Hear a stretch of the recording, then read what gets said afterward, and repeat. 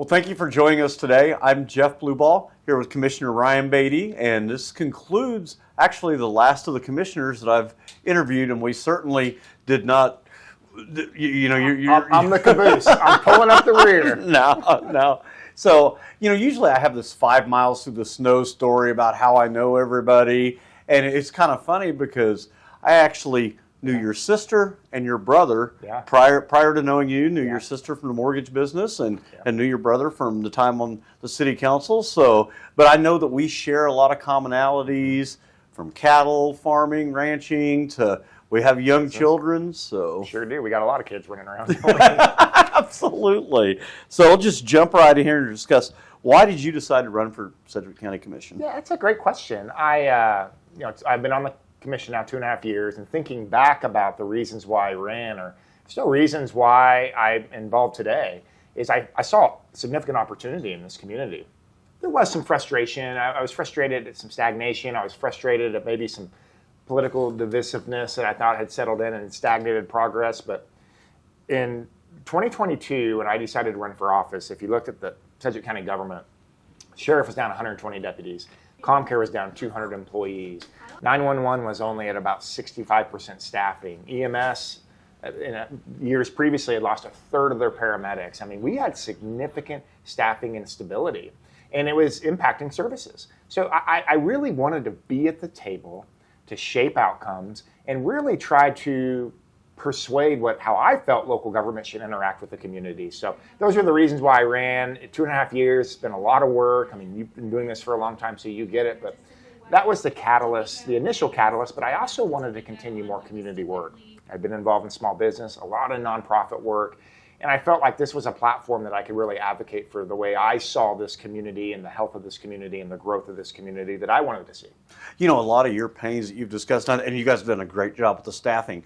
And I was on the Wichita City Council whenever you first came over, and our pains were paralleled because we had the same issues. We were down 100 police officers, and I think we were kind of going back and forth between the county, the sheriff's department, WPD, and then you've got our outlying suburbs that love to get our certified officers out there. So I think both, the city, I think, is within 10 or 15 officers after being down 100, and I think similar here. So. Yeah, sheriff, just the sheriff in particular, he's almost full staff now. County Fire is full staff. EMS is in the 90 percentile range. 911's at full staff. So I'm really proud of the progress here, but the catalyst of what got me wanting to run for this office and to be in this seat was really to help modernize local government. The workforce challenges are not just in local government, it's across all industries and sectors. It's a national challenge. And I really felt like my worldview and the capacity that I have, along with the commission, could really help shape some of these outcomes and really put us on a trajectory of better health in this community. Ryan, you're similar to me. We have businesses.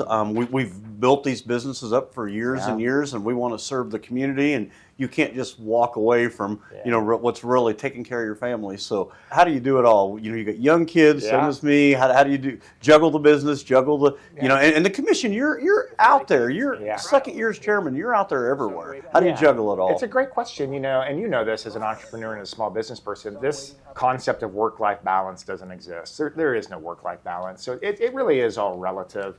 And my family's always been busy, be it in sports and business and faith community and nonprofit work. We've always been busy. For me, it's about being intentional with my time. Like you, I'm an early riser. I try to be very intentional in the mornings, and my days are very programmed in regards to how I spend my time and what I spend my time. But for me, since I don't have work-life balance at home, for me, it's about being intentional in the time I am home. Is that when I'm with my children, I am present. When I'm with my wife, I am present. And that's intentional because my default button, like you, is, man, I want to be on my phone. I want to start working. I want to keep communicating. So I have to shut those things down and be intentional in the moment that I'm in. And I get that. Sometimes my day's 4:30 in the morning. But you've got to get it done before your phone starts ringing. Oh, yes. Otherwise, you will not get it done. Well, I'll tell you, too, though, Jeff, honestly, for me, the mornings are moments and time frames when I'm most connected, where I feel like intellectually I'm engaged because there's no distraction, and I can really focus on the task at hand. I find a lot of pleasure in my mornings. I find a lot of solace in my mornings. This is something that was not always a habit of mine. It's been a learned habit over time. But I value those mornings, that between 4:30 and 6:30, I value that time. I'm the most productive in that time of the day. It's the one thing I always watched about my grandfather. He would get up early like that and morning prayers, and I kind of get it now. It's just the way you connect with your own mind. A lot It's of times. first fruits. It's setting my mind up for the day. So being on the commission in your third year, and 2 of those 3 years you've presided as chairman, where do you see the biggest need for change lies in Sedgwick County? Well, let me start by saying that I actually feel like Sedgwick County government does a pretty good job. And this was something that I wasn't fully aware of until I got on the commission, really started analyzing the data, analyzing the numbers, looking at the complexity of 46 departments and how we interact with community. I feel like we do a pretty good job. But this is what I know from business and in life in general, and you know this too, is nothing stays status quo, nothing stays the same permanently. Is you have to look at ways of modernizing and pivoting. And I see incredible opportunity for pivots that could happen in this community with local government, how local government interacts within itself. Looking at redundancies, looking at duplicative costs, and ways, are there ways that we can be more lean, be more efficient, and be smarter in how we perform services in the community with the collaboration of other local governments. And I'm not one who talks about full consolidation, city and county. I think sometimes people confuse my position on that, but what I do know is that there are opportunities where there's redundant services that we could be more strategic in our collaboration. Maybe there's opportunities where the county's doing that service on behalf of all 20 cities, or maybe there's times we can do like MABCD and MAPD, we can work more in joint relationship. There's all kinds of opportunities.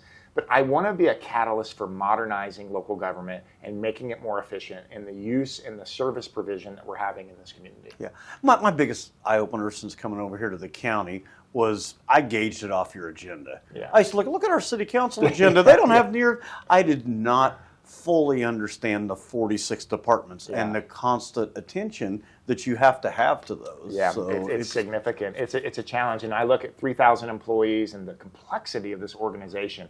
See, this is what's unique, is you have the political side of what we do, and that's complex, but you also have the leading an organization that's one of the largest employers here in Sedgwick County. So, and sometimes these objectives do this, but we also have to keep both balances in mind. There's a political side of what we do, but there's also an organizational leadership side of what we do. And finding that balance and making sure we have a healthy organization that delivers really important services to this community, that's where the leadership capacity comes in. And I find that to be most challenging, but also most rewarding. Yep, absolutely. And I understand the political side of it, but at the end of the day, it seems to me like local government is really more about serving your community.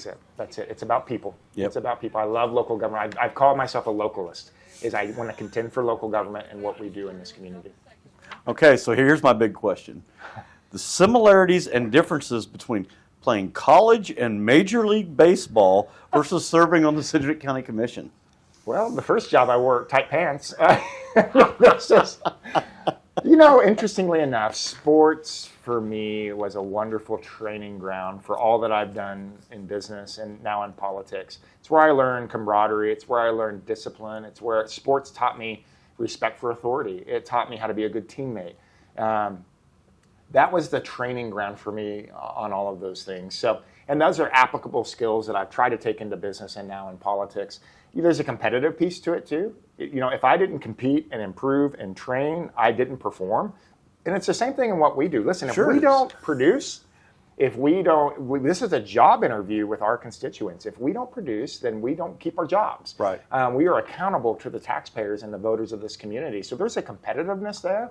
And we're paid to produce. We're paid to perform. We're paid to actually do what it is that we say that we are going to do in our campaigns.